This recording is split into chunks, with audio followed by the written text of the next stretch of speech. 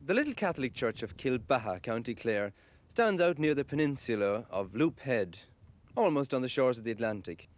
It's a pretty sturdily built church, and it has to be, of course, to withstand the constant battering of Atlantic gales. But outside there's nothing very remarkable about it. It's pretty ordinary looking.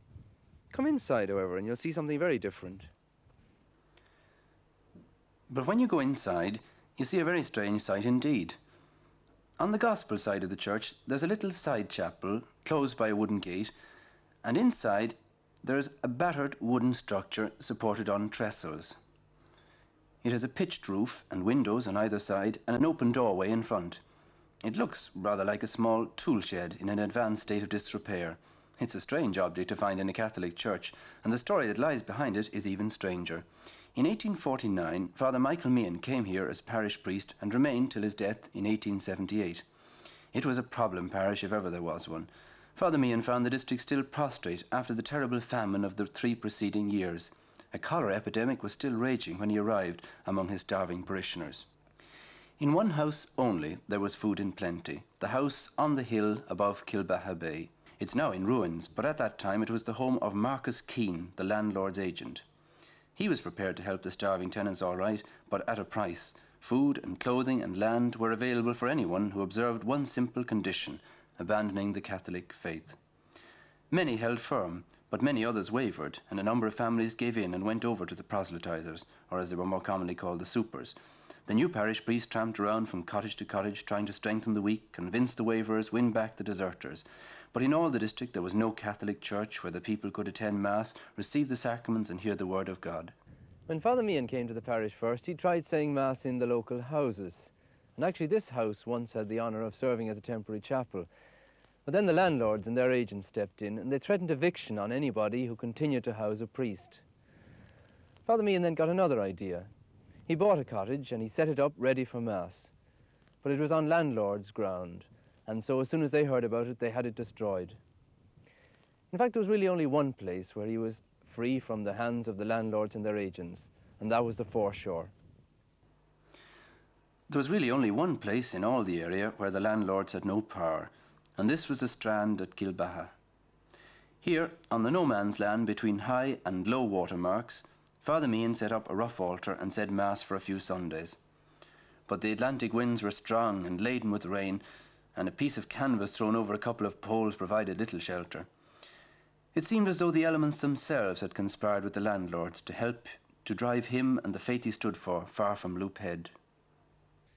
It was then that Father Meehan got his great inspiration. He scraped together £10 and he got around a local carpenter to make him a small wooden hut mounted on 4 wheels with a rough altar inside it. Every Sunday he got the hut pulled down here on the foreshore by a donkey, with the door facing away from the wind. It was this way that he managed to circumvent the decrees of the landlords and bring back the Mass to Kilbaha. On the little altar inside he said Mass. From the doorway he preached and gave Holy Communion, while outside the people knelt and stood on the strand and on the roadway and prayed with him and listened to his sermons. It was a turning point in his struggle. From then onwards, superism had lost its cause. One strange and tragic incident helped to bring this about. Many of the people in the district were fishermen who went out in the Atlantic in currachs to bring in their catch. These frail canoes offered little protection against the ocean rollers, but the men who rowed were well versed in the ways of wind and weather and only ventured out when conditions were favourable. One day, 18 boats set out from nearby Ross's Bay on a fishing expedition. Quite unexpectedly, a violent storm broke out and the whole coast was lashed with breakers. One by one, almost miraculously, the boats struggled back to Kilbaha. One boat, however, with its crew of 3, was never seen again. These 3, and these 3 only, of all the fleet had renounced their religion. To the local people, it seemed like a divine judgment on the supers and their victims. Meanwhile, the Little Ark, as the Mass shelter had come to be called, was becoming famous. Drawings of the scene were made and widely circulated. Its story was recounted in books and newspapers, and Protestants joined with Catholics in condemning the bigotry and fanaticism that had brought it into being. The force of public disapproval became so overwhelming that a site was granted near Kilbaha for a church. And in the church, the Little Ark was given an honourable resting place, and a stained glass window over the doorway told the story of the 6 years during which it had served the people so well. One last journey remained for the little ark. A little over 11 years ago, in 1952, to mark its 100th birthday, the people of Kilbaha brought it down once again to its familiar place on the seashore. It was a triumphal procession that followed it on its way.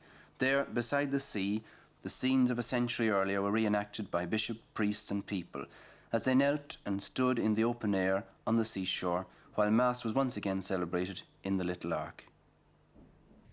Today the little ark is back in the church of Kilbaha. They built a special chapel jutting out from the main altar, from the main church, to house it. To be honest with you, it's not a very beautiful sight to look at it nowadays. The floorboards gape and the walls are rotten and worm-eaten.